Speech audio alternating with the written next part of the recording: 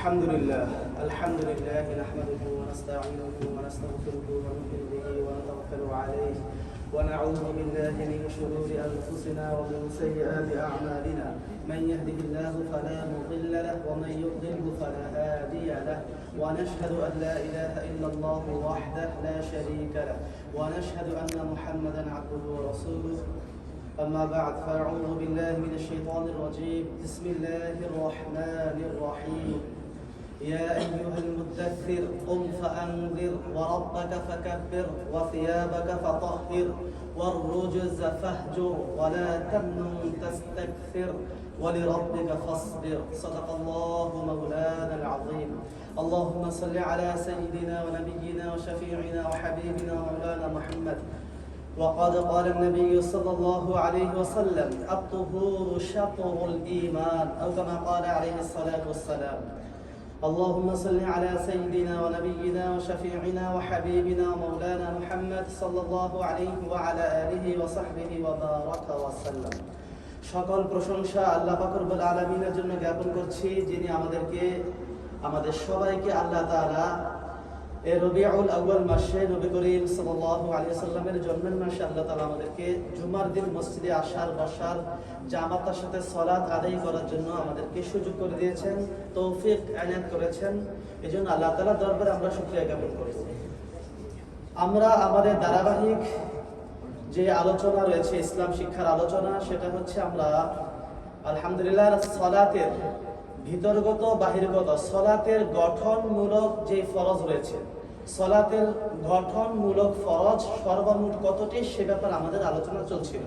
তো আমরা জানি সকলে যে সালাতের গঠনমূলক ফরজ হচ্ছে 13টি। সালাতের গঠনমূলক যেই একেবারে ভিতরগত বাহিরগত শুরু থেকে শেষ পর্যন্ত সালাত আদায় করার জন্য যে ফরজ কাজগুলো আমাদের করতে হবে, ফরজ কাজগুলো রয়েছে, সেই ফরজ কাজগুলো টোটাল সর্বমোট 13টি ফরজ রয়েছে। এই 13টি ফরজ আমাদের না করলেই নয়, আমাদের করতেই হবে। একটা যদি মিস হয়ে যায় তাহলে একটা মিসিং এর সময় আমাদের সেই সালাতটা আল্লাহ তাআলার কাছে গৃহীত হবে না, গ্রহণযোগ্য হবে না, আদায় হবে না। এটা কিয়ামতের দিন না আদা হিসেবে কাজা হিসেবে এটা পরিগণিত হবে যদি একটা ফরজ মিসিং হয়ে যায়। এজন্য সেই ফরজগুলোকে আমাদের করতেই হবে, এই ফরজগুলো আমাদের জানতে হবে। যদি না জানি তাহলে আমরা ফরজ কিভাবে আদায় করব আর কিভাবে আমরা আমল করব, এই জন্য জানাটা হচ্ছে জরুরি, তাই আমাদের বলা। তো আমরা এই ব্যাপারে সকলেই অবগত রয়েছি যে সালাতের গঠনমূলক ভিতরে বাহিরে সর্বমোট হচ্ছে 13টি ফরজ। তো প্রস্তুতিমূলক অর্থাৎ নামাজের আগে বাহিরে বা নামাজের আগে যে ফরজ কাজগুলো আমাকে করতে হবে সেটাকে বলা হয় প্রস্তুতিমূলক ফরজ। তো নামাজকে প্রস্তুত করার জন্য যে ফরজ কাজ রয়েছে সেটা হচ্ছে 7টা, অর্থাৎ প্রস্তুতিমূলক ফরজ আমরা 7টা বলতে পারি। নামাজের প্রস্তুতিমূলক ফরজ হচ্ছে 7টা, জুম্বি ফরজ হচ্ছে 7টা। 1 নাম্বার শরীর পাক হওয়া, শরীরকে পবিত্র করা নাপাক থেকে, শরীরকে পবিত্র করা নাপাক থেকে। এখন নাপাক, এটা নাপাক থেকে হাকিকি প্রকাশ্য নাপাক, হুকমি নাপাক, এই ধরনের নাপাক থেকে শরীরকে পাক করা, পবিত্র করা। 2 নম্বর হলো আমার পোশাক যে রয়েছে এই পোশাকটা পাক করা, পোশাকটাও পবিত্র করতে হবে। পোশাকের ভিতরে কোন রকম নাপাকি থাকলে এটা চলবে না, পোশাক পাক করতে হবে, পবিত্র করতে হবে নাপাক থেকে। 3 নম্বর আমার যে নামাজের জায়গাটা রয়েছে, যেখানে নামাজ পড়ো সেই নামাজের জায়গাটা আমাকে পাক করতে হবে, পবিত্র করতে হবে নামাজের জায়গাটা। এবং 4 নম্বর আমাকে সতর ঢাকতে হবে, সতর অর্থাৎ পোশাক পরে নামাজ পড়তে হবে। এখন কতটুকু পরিমাণ পোশাক পরা এটা আবশ্যকীয়, আল্লাহর পক্ষ থেকে পড়তে হবে বাধ্যতামূলক, সেটার পরিমাণ হচ্ছে ফরজ, সেটা হলো সতর। সেটা কি পরিমাণ? আমার নাভির উপর থেকে অর্থাৎ নাভি সহ নাভি থেকে নিয়ে হাঁটুর নিচ পর্যন্ত এতটুকু আমাকে ঢাকা থাকতে হবে, এটা ফরজ। বাকি সম্পূর্ণ শরীর ঢাকা সুন্নত আর অবস্থা হবে বলে ভালো, কিন্তু না হলেই নয়, সেটা হচ্ছে নাভি থেকে নিয়ে হাঁটুর নিচ পর্যন্ত। এর কম যদি প্রকাশ পেয়ে যায় আমার সালাত আদায় হবে না। আর কোন ব্যক্তি যদি নাভি থেকে নিয়ে হাঁটুর নিচ পর্যন্ত পোশাক পরে সালাত আদায় করে ফেলে তার ফরজ আদায় হয়ে যাবে, নামাজ আদায় হয়ে যাবে, কোনো সমস্যা নেই। বাকি সুন্নত হলো না, সুন্নত তরিকায় হয়নি, কিন্তু তার ফরজ আদায় হয়ে গেছে। কিয়ামতের দিন তার যে ফরজ ছিল এটা সে মুক্তি পেয়ে যাবে, এটাকে বলা হয় ফরজ। তো বলতেছিলাম যে আবশ্যকীয় কাপড় হচ্ছে নাভির উপর থেকে নিয়ে হাঁটুর নিচ পর্যন্ত, এটা হলো ফরজ। বাকি আমরা তো অবশ্যই সুন্নত তরিকায় কাপড় পরে থাকি। বাকি আমাদের জানা বিষয়টা যে কখনো যদি এমন পজিশন আসে যে আমার এতটুকু কাপড় আছে, দেখা যায় আমরা অনেকে সালাত পড়বো না, যে মনে হয় নামাজ হবে না, এলেম নেই এজন্য, অথচ নামাজ হয়ে যাবে এতটুকু আদায় করলে, আমরা এটা জানি না। এই ক্ষেত্রে আমাদের এগুলো আমলগুলো জেনে রাখা, শরীয়তের বিধানগুলো, যে নাভি থেকে নিয়ে হাঁটুর নিচ পর্যন্ত যদি পোশাক থাকে এতটুকু ঢাকা থাকলে ফরজ আদায় হয়ে যাবে, এটাকে বলা হয় সতর, এটা ফরজ। আর মহিলাদের বেলায় বলছিলাম আমি যে মহিলাদের সম্পূর্ণ চেহারা, উভয় হাতের কবজি এবং উভয় পায়ের টাকনুর নিচ পর্যন্ত পায়ের পাতা এগুলো খোলা রাখা যাবে, এগুলো ব্যতীত বাকি সম্পূর্ণ বডি, সম্পূর্ণ শরীর মহিলাদের ক্ষেত্রে ঢেকে রাখাটা সতর, এটা ফরজ, এটা ঢাকতে হবে। এটা হলো মহিলাদের বেলায়, আর পুরুষের বেলায় সতর। 4 নাম্বার। 5 নাম্বার হচ্ছে কিবলামুখী হয়ে সালাত আদায় করা। আমি যখনই যেখানে থাকি অবশ্যই কিবলামুখী বলতে কি বুঝি আমরা? কাবাঘর, বাইতুল্লাহ, আল্লাহ তাআলার যে ঘর রয়েছে মক্কাতে অবস্থিত, আল্লাযী বিবাক্কাতা মুবারাকা ওয়া হুদাল লিল আলামিন। আল্লাহ তাআলা আমার একটা ঘর আছে বিবাক্কা, বাক্কা মানে হচ্ছে মক্কা, মক্কাতে সূরা আলে ইমরানে বলেছেন যে আমার মক্কাতে একটা ঘর আছে, সেই ঘরটা বরকতময় এবং সমস্ত বিশ্ববাসীর জন্য হেদায়েতপূর্ণ। তাই সেই ঘরটাতে তোমরা যদি পারো, মানিস্তাতা ইলাইহি সাবিলা, যদি পারো তোমরা কখনো সেখানে যাবে, এটা ফরজ যদি টাকা থাকে। তো যাকে হজের কথা বললাম আর কি। তো এই কাবার দিকে আমাদের অবশ্যই করতে হবে, হ্যাঁ, তাওয়াজ্জুহ ইলা কাবা। আল্লাহ তাআলা বলেছেন ফাওয়াল্লু উজুহাকুম, যে তোমাদের চেহারাগুলোকে কাবার দিকে করে তোমরা দাঁড়াবে, এটা কোরআনে আল্লাহ তাআলা বলেছেন সূরা বাকারায়। এজন্য আমাদের চেহারাটাকে কাবা ঘর, সেই মক্কাতে অবস্থিত বাইতুল্লাহ কাবা ঘরের দিকে করে দাঁড়াতে হবে। যেহেতু আমাদের জাপান এর ভৌগোলিক দিক থেকে কাবা ঘরটা হচ্ছে আমাদের পশ্চিমে অবস্থিত, মক্কা সৌদি আরব, সেজন্য আমরা পশ্চিম দিকে মুখ করে আমরা দাঁড়াবো, অর্থাৎ কাবা ঘরের দিকে। এটা হলো ফরজ, এটা ফরজ, অন্যথায় নামাজ হবে না, সালাত আদায় হবে না। এটা আমরা করবো ইনশাআল্লাহ। 5 নাম্বার। এবং 6 নাম্বার হচ্ছে সময় মতো টাইমলি নামাজ পড়া।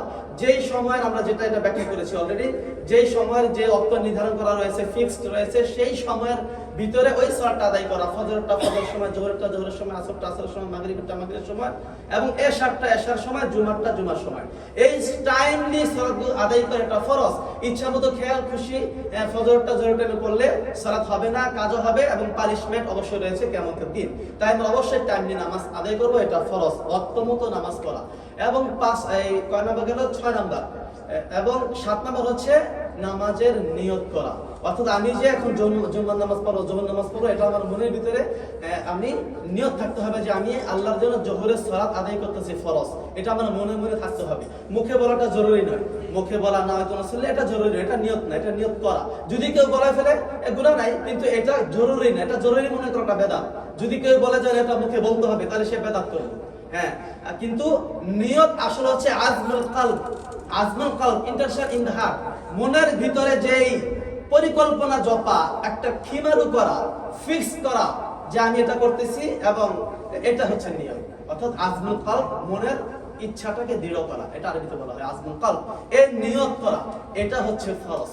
এটা আমরা করব নামাজের আগে, ফরজ নামাজের 5 ওয়াক্ত আগে। আমি জোহর করতেছি আল্লাহু আকবার, আমি আসর করতেছি আল্লাহু আকবার, মনে মনে এটা খেয়াল রাখা, এটাই নিয়ত। আচ্ছা, এই নিয়তটা ফরজ। এই 7টা জিনিস ফরজ। হ্যাঁ, সংক্ষেপে আবার বলে দিই, তাহলে আমরা কি শিখলাম আজকে?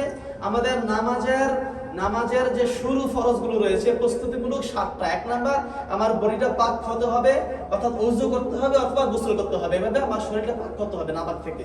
2 নাম্বার হচ্ছে আমার কাপড় পাক করতে হবে, কাপড়ের মধ্যে কোনো পায়খানা, পেশাব ইত্যাদি মতলব বিয়ার আবিজাবি নাপাক আছে কিনা এটা পরিসম্পূর্ণ পবিত্র করতে হবে। 3 নাম্বার, আমাদের নামাজ জায়গাটা পাক করতে হবে। 4 নাম্বার, নাভি থেকে হাঁটুর নিচ পর্যন্ত আমার পোশাক পরিধান করতে হবে, ফরজ। এবং 5 নাম্বার, কিবলামুখী হয়ে কাবা ঘরের দিকে দাঁড়িয়ে নামাজ পড়তে হবে। 6 নাম্বার, সময় মতো টাইমলি নামাজ পড়তে হবে। 7 নাম্বার, আমার নিয়ত করতে হবে, নিয়ত করে তারপর আমরা নামাজ পড়বো, নামাজ পড়তে হবে। এই বিষয়গুলো হচ্ছে ফরজ, এগুলো আমরা ইনশাআল্লাহ করব। আর নামাজের ভিতরগত ফরজ হচ্ছে কয়টা? 6টা। 1 নাম্বার, তাকবীরে তাহরিমা, আল্লাহু আকবার। এই আল্লাহু আকবার বলে সালাত শুরু করা, এটা ফরজ। আল্লাহু আকবার বলতে হবে শব্দটা। আল্লাহু, হাত উঠানো এটা সুন্নাত, হাত উঠানো ফরজ না। আল্লাহু আকবার সাউন্ড দেওয়া, মুখে শব্দটা উচ্চারণ করা, এটা হচ্ছে ফরজ। আমরা অনেকে এটাকে ভুল করে থাকি। অনেকে ভুল করি, এগুলোর বিভিন্ন ব্যাখ্যা আছে, যদিও সময় নিলে বলতে পারছি না। খুব জরুরি বিষয় আমরা ভুল করি, আমাদের সালাত হচ্ছে না। আমাদের নামাজে ঢুকতে হবে, স্টার্টই করতে হবে আল্লাহু আকবার বলে। যদি কেউ আল্লাহু আকবার নামাজ স্টার্ট না করে তার সালাত আদায় হবে না। উদাহরণস্বরূপ আমরা অনেকে মাসবুক এক রাকাত পাই না, দ্বিতীয় রাকাতে আসি, তৃতীয় রাকাতে আসি, এসে আল্লাহু আকবার করে রুকুতে চলে গেলাম। একটা উদাহরণ দিই সিম্পল, যেটা জরুরি আমি মনে করি বলা। হ্যাঁ, তাহলে আমি যে আল্লাহু আকবার বললাম, কিসের আল্লাহু আকবার বললাম? রুকুতে গেলাম সেটা, নাকি নামাজে ঢুকলাম সেটা? নামাজে ঢোকার জন্য আল্লাহু আকবার আছে, সেটা ফরজ, এটাকে বলে তাকবীর তাহরিমা, হারামকারী তাকবীর, যে আমার জীবনের, পৃথিবীর, দুনিয়ার জীবনযাপন সব হারাম করে দেয়। এখন শুধু আল্লাহর সামনে আমি দাঁড়াবো, সালাত পড়বো, অন্য কাজ সব হারাম। এজন্য বলে তাহরিমা, যে তাকবীরটা হারাম করে দিয়েছে দুনিয়ার জীবনযাপন, এজন্য এটা তাকবীর আল্লাহু আকবার বলে, তাকবীর তাহরিমা দিয়ে শুরু করতে হবে। তাহলে আমি আল্লাহু আকবার দৌড়ে এসে আল্লাহু আকবার বলে রুকুতে গেলাম, আমি কিসের তাকবীর বললাম? আমি কি নামাজ শুরু করে তাকবীর বললাম আল্লাহু আকবার? তাহলে হয়ে যাবে, কিন্তু সে রুকুর তাকবীর বলে নেই, মিস করেছে একটা। অবশ্য রুকুর তাকবীর বলা সুন্নত, সমস্যা নাই, নামাজ হয়ে যাবে। সুন্নত মিস হয়ে গেল, নামাজ আদায় হয়ে যাবে, কোনো সমস্যা নেই, সব কম পাবে, কিন্তু নামাজ হয়ে যাবে। কিন্তু আমি যদি মনে করি রুকুতে গেলাম আল্লাহু আকবার বলা, তাহলে আমার নামাজে ঢোকা শুরু করা যে তাকবীর ছিল সেটা কোথায়? সেটা পাওয়া যায়নি, সেটা মিস হয়ে গেছে, তাহলে আমার নামাজই হয়নি, আমার নামাজ হয়নি। কেন? এই জন্য বলতেছিলাম যে ফরজ, ওয়াজিব, সুন্নাত বিষয়গুলো জানা দরকার। যদি না জানি তাহলে আমার ইবাদত করতেছি সারা জীবন, ইবাদত হচ্ছে না ভাই। এজন্য আমি বলতেছি আমরা যে শুরু করব আল্লাহু আকবার বলে, এটা হলো ফরজ, এটা বলে শুরু করতে হবে, তাহলে নামাজ হয়ে গেল। বাকি রুকুতে যাওয়ার সময় তাকবীর বলা সুন্নাত, সিজদা যাওয়ার সময় তাকবীর বলি না সুন্নাত, রুকু থেকে ওঠা, সিজদা থেকে ওঠা, এগুলো সব এভরিথিং সুন্নাত। তাকবীরটা আল্লাহু আকবার, বাকি শুরুতে যে তাকবীরটা ফরজ। তা আমরা খেয়াল করি ইনশাআল্লাহ। এক নাম্বার হচ্ছে আল্লাহু আকবার, মুখে তাকবীর তাহরিমা বলে নামাজ শুরু করব। কেউ যদি বলে আল্লাহু আকবার, আল্লাহু আকবার, হয়ে গেছে। কেন? উঠানো সুন্নাত নাই, সব কম হয়েছে, কিন্তু হয়ে গেছে। তাই আমরা খেয়াল করি ইনশাআল্লাহ, মুখে নামাজ ঢোকার শুরু যে তাকবীরটা আমি নামাজ শুরু করব সেটা তাকবীর তাহরিমা বলে আল্লাহু আকবার বলে নামাজ শুরু করব, এক নাম্বার। দুই নাম্বার হচ্ছে আমরা দাঁড়িয়ে নামাজ পড়ব, দাঁড়িয়ে সালাত আদায় করা ফরজ, দাঁড়িয়ে সালাত আদায় করা ফরজ। বসে বসে নামাজ আদায় করলে সালাত হবে না, তার ফরজ মিস হয়ে গেছে। হ্যাঁ, এইজন্য দাঁড়িয়ে সালাত আদায় করব। তিন নাম্বার হচ্ছে আমরা কিরাত পড়ব, কোরআন তেলাওয়াত করব, এটা ফরজ। এটার ব্যাখ্যা আছে, ব্যাখ্যা যাব না, আমি আগে বলেছিলাম মৌলিক বিষয়গুলো জানাবো, এটা ফরজ। ব্যাখ্যা সংক্ষিপ্ত আমরা পরে করব ইনশাআল্লাহ। 4 নাম্বার হচ্ছে আমরা কি করব? আমরা রুকু করব। 5 নাম্বার 2 সিজদা করব, এক সিজদা করলে হবে না। এবং 6 নাম্বার আখেরি বৈঠক, বসবো, এটা ফরজ। হ্যাঁ, তাহলে এক নাম্বার কি? তাকবীর তাহরিম আল্লাহু আকবার বলে নামাজ শুরু করব। 2 নাম্বার আমরা দাঁড়িয়ে নামাজ পড়ব, বসে নামাজ পড়া জায়েজ নেই। যদি বসতে না পারো ইশারা করে নামাজ, যদি দাঁড়াতে না পারো তাহলে বসে পড়ো, না পারলে অসুস্থ তাহলে তুমি বসে বসে পড়বা, জমিনে বসে বসে পড়বা। জমিনে বসে নামাজ পড়া, সাজদা করতে পারো না, ইশারা করে সাজদা করো, কিন্তু জমিনে বসতে হবে। 3 নাম্বার হচ্ছে, আচ্ছা এটা গেল, তাহলে দাঁড়িয়ে নামাজ পড়া। আমরা 3 নাম্বার কিরাত পড়া, কোরআন থেকে যে কোনো পরিমাণ একটু কোরআন শরীফ থেকে আমরা যেখান থেকে পারি আমরা কোরআন শরীফ পড়বো, এটা ফরজ করতে হবে। তারপর রুকু করতে হবে, 2 সিজদা করতে হবে। 6 নাম্বার আমরা লাস্টে যে বসাটা, এটা বসাটা ফরজ। একটু বসলে আত্তাহিয়াতু পরিমাণ যতটুকু লাগে, তাশাহুদ আছে না, আত্তাহিয়াতু বিল্লাহি ওয়াস সালাওয়াতু ওয়াত তাইয়্যিবাতু আসসালামু আলাইকা আইয়ুহান নাবিয়্যু ওয়া রাহমাতুল্লাহি ওয়া বারাকাতুহু আসসালামু আলাইনা ওয়া আলা ইবাদিল্লাহিস সালিহিন আশহাদু আল্লা ইলাহা ইল্লাল্লাহু ওয়া আশহাদু আন্না মুহাম্মাদান আবদুহু ওয়া রাসূলুহু। এই যে এটা হচ্ছে তাশাহুদ বলা হয়, এই পরিমাণ বসাটা হচ্ছে ফরজ, এই পরিমাণ বসাটা ফরজ। এটা আমরা সবাই ইনশাআল্লাহ এই পরিমাণ বসবো। এই ফরজগুলো আমরা জানলাম, ইনশাআল্লাহ এভাবে আমরা আদায় করবো। তারপর সংক্ষিপ্ত টুকিটাকি ব্যাটাকে সামনে আসবে, আমরা বলবো, কিন্তু বিশ্লেষণের দিকে যাবো না, টাইম আমাদের কম। এই জন্য আজকে এইটুকু ইনশাআল্লাহ। আগামী সপ্তাহে আবার আমরা বাকিটা ব্যাখ্যা বিশ্লেষণ করবো, ওয়াজিব সম্বন্ধে আলোচনা করবো। মিনাসামা আলহামদুলিল্লাহ, মিনাসামা ইসলাম থিওতন মিনাসামা আলহামদুলিল্লাহ, ওয়াতাস্তাচিওয়া খিওয়া ওয়াতাস্তাচিওয়া সরাতন ফরজ সরাতন গিমুতকি কই নিশ্চয়তে বিশ্বসু সরাতন গিমুতকি কইগা গোকেদে জুসানগাল গোকেদে জুসানগাল সরাতন হাজিমারু মায়ে নি নানাতসুগা আরু সরাতন হাজিমারু মায়ে নি গিমুতকি কইগা নানাতসুগা আরু ইচিবানুয়া